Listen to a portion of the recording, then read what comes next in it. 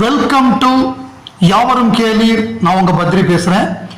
Social மீடியாவில் ஒரு வழக்கம் என்னன்னா, ஒரு படத்தை பத்தியான செய்திகள் வரல, அடுத்தடுத்த அப்டேட்ஸ் வரலன்னா ஒரு குறிப்பிட்ட காலம் பார்ப்பாங்க, அதுக்கப்புறம் அந்த படம் டிராப்டு அப்படின்னு செய்தி பரப்ப ஆரம்பிச்சிருவாங்க. அந்த மாதிரி ஏற்கனவே ராஜ்கமல் தயாரிப்பில் சிம்பு நடிக்கக்கூடிய படம் STR48 அந்த படத்தை படம் டிராப்டு அப்படின்னு சொல்லி அறிவிச்சாங்க. பயங்கரமாக ட்ரெண்ட் பண்ண ஆரம்பிச்சாங்க. அதுக்கப்புறம் தான் ராஜ்கமல் இல்லை, இந்த படம் டிராப்டு இல்லை, இந்த படத்துக்கான வேலைகள்லாம் நாங்கள் பார்த்துக்கிட்டு இருக்கோம், இதில் நிறைய சிஜி ஒர்க்லாம் இருக்குது, அதுக்கு 30க்கும் மேற்பட்ட ஆட்கள் இங்கே வேலை பார்த்துக்கிட்டு இருக்காங்க, டைரக்டர் இந்த படத்துக்கான எல்லா வேலையும் எல்லாமே செஞ்சுக்கிட்டு இருக்காரு, ப்ரீ ப்ரொடக்ஷன் நடந்துக்கிட்டு இருக்கு. சிம்புவும் அந்த படத்துக்காக தன்னுடைய உடம்பை மாத்திர பணியில் அவரும் இருக்காரு, ஏற்றி இறக்கி ஹேர் ஸ்டைலு அந்த மாதிரி ஃபுல் இதில் இருக்காரு. அதனால இந்த படம் நிச்சயம் நடக்கும் அப்படின்னு சொல்லி கிளாரிட்டி கொடுத்தாங்க.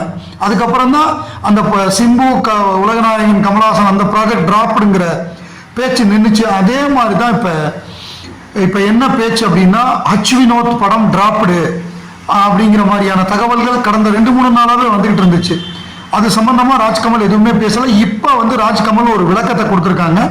அது என்ன விளக்கம் அப்படின்னு பார்த்தோம்னா, உலகநாயகன் Kamal Haasan Vinoth project KH233 is still happening.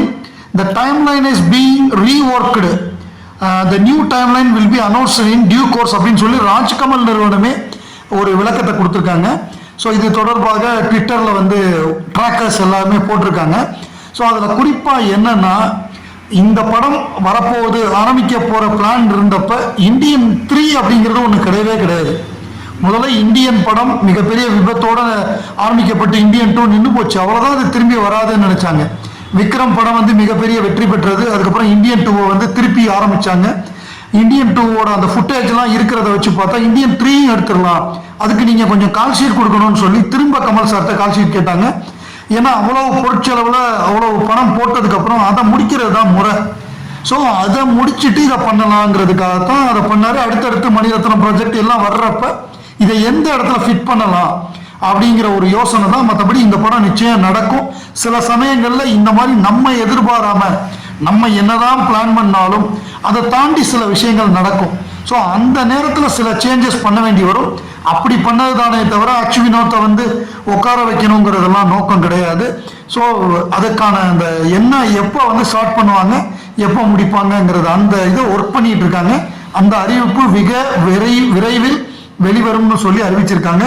அதனால வினோத் உலகநாயகன் கமல்ஹாசன் படம் டிராப் ஆகல, நிச்சயம் நடக்கும் அப்படிங்கிற ஒரு மகிழ்ச்சியான செய்தி வந்திருக்கு. மகாநதி படத்துல கேமராமேனா ஒர்க் பண்ணியிருந்த MS பிரபு, அவர் பின்னாடி ரமணா அந்த மாதிரி ஏராளமான படங்கள் சேரனோடைய திரும்பி பண்ணாரு. அந்த அப்பா அம்மா வச்சு பண்ண படம், அந்த படம்லாம் பண்ணாரு. பெரிய கேமராமேனு அவர் ஒரு பேட்டி கொடுத்துருந்தாருல இப்போ சமீபத்தில். அதில் சேரன் மகாநதி படத்தில் அசிஸ்டன்ட் டைரக்டரா வேலை பார்த்தாரு. அப்போ கோச்சிட்டு போயிட்டாரு அப்படிங்கிற ஒரு விஷயத்தை பற்றி கேட்குறப்ப சொன்னாங்க, அது அந்த காலகட்டத்தில் புரியாமல் பண்ணது, பின்னாடி அது தப்பு அப்படிங்கிறத சேரன் புரிஞ்சுக்கிட்டாரு. ஏன்னா ஒரு இயக்குனர் ஒரு காட்சியை எடுக்கணும்னு நினைக்கிறப்ப அதுக்கு எல்லாமே ரெடியாக இருக்கணும்னு எதிர்பார்ப்பாங்க.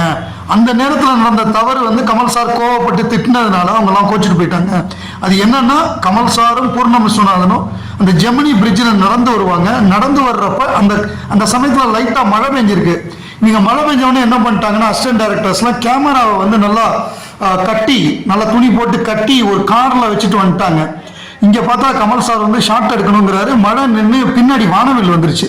அந்த வானவில் காட்சி 2 பேரும் நடந்து வர்றப்ப பின்னாடி வானவில் இருக்கிற ஷூட் பண்ணணும்னு ஆசைப்படுறாரு. டக்குன்னு கேமரா கொண்டு வான்னா இவங்க எல்லாமே கேமரா எங்கேயோ இருக்கு, இவங்க ஒரு இடத்துல நிற்கிறாங்க. ஸோ அப்போ கேமரா கொண்டு வர முடியல, அது வானவில் போயிடுச்சு. அதுக்கப்புறம் கமல் சார் திட்டுறாரு, என்னையா நீங்களாம் அசிஸ்டன்ட் டைரக்டர்ஸ் அப்படின்னு அந்த கோவத்தில் அவர் திட்டுறாரு. அவர் திட்டினதை பார்த்துட்டு இவர் இன்னொருத்தன் தான் ஏற்றி விட்டுருக்கான், என்ன இப்படி திட்டுறாரு நம்மளாம் மரியாதை இல்லாமல் அப்படின்னு சொல்லி அவன் ஏற்றி விட்டு, அவன் போனதும் இல்லாமல் இன்னும் 2-3 பேர்த்த சேர்த்து கூட்டு போயிட்டாங்க. அப்படி போனதில் சேரன் அவர் பின்னாடி டைரக்டர் ஆகிட்டு அவர் அசிஸ்டன்ட் கிட்ட வேலை வாங்குறப்ப தான் அவருக்கு தெரிஞ்சிருக்கு கமல் சார் பட்ட கோபம் எவ்வளவு நியாயமானது அப்படிங்கிறது. அந்த மொமெண்ட், அந்த வானவில்லை திருப்பி நம்ம இது பண்ண முடியாது. ஸோ அதுதான் கோபம், அதை புரிஞ்சுக்கிட்டாரு பின்னாடி. அப்புறம் பிக் பாஸ்லாம் வந்தார், கமல் சாரை வச்சு ஒரு படம் பண்ணணும் அப்படின்லாம் ரிக்வஸ்ட் பண்ணார், அது அமையலை. பட் சேரன் ஒரு நல்ல இயக்குனர், 4 முறை தேசிய விருது வாங்கினவர். அவர் தன்னுடைய தவறை உணர்ந்து அது இவர்கிட்டே சொல்லியிருக்காரு, எம்எஸ் பிரபு கிட்ட, அன்னைக்கு நான் புரியாம இது பண்ணேன், இப்பதான் எனக்கு புரியுது அதோட கஷ்டம் என்னன்னு அப்படிங்கிறது. இன்று ஸ்ருதிஹாசன் அவர்களுடைய பிறந்த நாள். பன்முகத்திறமை கொண்ட உலகநாயகன் கமல்ஹாசனுடைய மகள் அப்படிங்கிற மாதிரியே அவர் ஒரு நடிகை, பாடகர், அந்த மாதிரி பன்முக திறமை கொண்டவர்.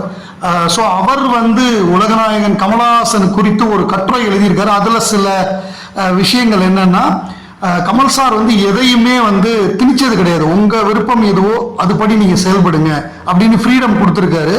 அதே மாதிரி நெஞ்சுரம், தைரியம், தன்னம்பிக்கை, உங்களை விட சிறந்த உதாரணகர்த்தாவை நான் பார்த்ததில்லை. தமிழ் சினிமாவில் நவீன தொழில்நுட்பத்தை அடிக்கடி அறிமுகப்படுத்திய முன்னோடி நீங்கள். ஒரு மகளாக இன்றி சாதாரண ரசிகையாக உங்களுடைய நகைச்சுவை உணர்வு, மனிதநேயம் எனக்கு பிடிக்கும். ரசிகர்களின் கைத்தட்டுகளையே ஆஸ்கார் விருதாக கருதும் உங்களுக்கு அது சாத்தியமானது என்றாலும் சாதாரணமாக எடுத்துக்கொள்ளும் அந்த எளிமை எல்லோருக்கும் வாய்க்காது.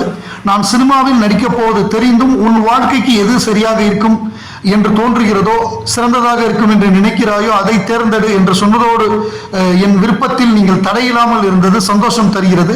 நான் உங்கள் மகள் என்பதற்காக யாரிடமும் நீங்கள் சிபாரிசு செய்யாமல் நானாக நீந்தி வரச் செய்தீர்கள். இப்போது என் வளர்ச்சியில் உங்களுக்கும் சந்தோஷம் என்பதை நினைத்து மகிழ்கிறேன் அப்படிங்கிற ஒரு விஷயத்த சொல்றாங்க. உங்களின் படங்கள் அத்தனையுமே என்னை பொறுத்தவரை ரத்தினமே என்றாலும் அவற்றின் மிகச்சிறந்த 3 முத்துக்களாக நான் நெகிழ்ந்து பார்த்த மகாநதி, குணா, வியந்து பார்த்த அபூர்வ சோதரர்கள் 3ஐயும் சொல்வேன் அப்படிங்கிற மாதிரி சொல்லி அவங்க கமல் சாருக்கு பர்த்டே விஷஸ் சொல்லியிருக்காங்க. அது ஒரு பெரிய கட்டுரை, 2 பக்கத்துக்கு மேல வரும். அவர் தேவர் மகன் படப்பிடிப்புக்காக பயிற்சி எடுத்த பொழுது, அந்த சிலம்ப பயிற்சி எடுத்த போது ஸ்ருதியையும் கற்றுக்க சொல்லியிருக்காரு.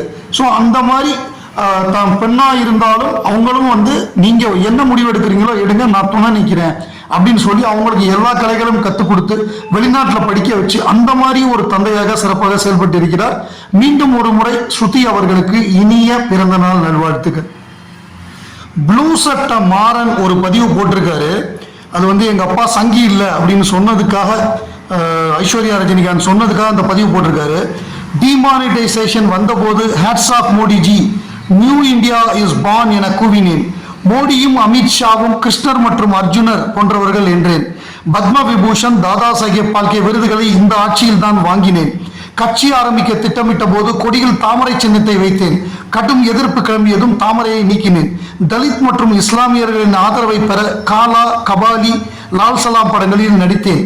பாஜக இந்துத்துவ ஆதரவாளர்களான துக்ளக் குருமூர்த்தி, அர்ஜுனமூர்த்தி ஆகியோரை ஆலோசித்து அரசியல் கட்சி முடிவுகளை எடுத்தேன். துக்ளக் படிப்போருக்கு மூளை ஜாஸ்தி என்றேன்.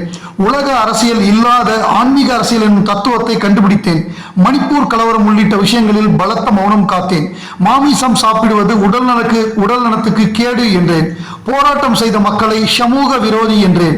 காலம் காலமாக திருவண்ணாமலை உள்ளிட்ட தமிழக பகுதிகளில் பிரசித்தி பெற்ற சித்தர்கள் இருந்தும் குடுகுடுவென ஊப்பிக்கு ஓடிப்போய் யோகி ஆதித்யநாத் காலில் விழுந்தேன். ராமர் கோயிலுக்கு அழைப்பு வந்தது முதல் ஆளாக ஓடிப்போய் முதல் வரிசையில் அமர்ந்து மோடிக்கு கும்பிடு போட்டேன். இப்படி இன்னும் பல சாகசங்கள் செய்து வருகிறேன், இனியும் செய்வேன். ஆகவே நான் சங்கி இல்லை, லால் சலாம் படத்தை வெற்றியடைய செய்யுங்கள்னு நக்கலா போட்டிருக்காரு.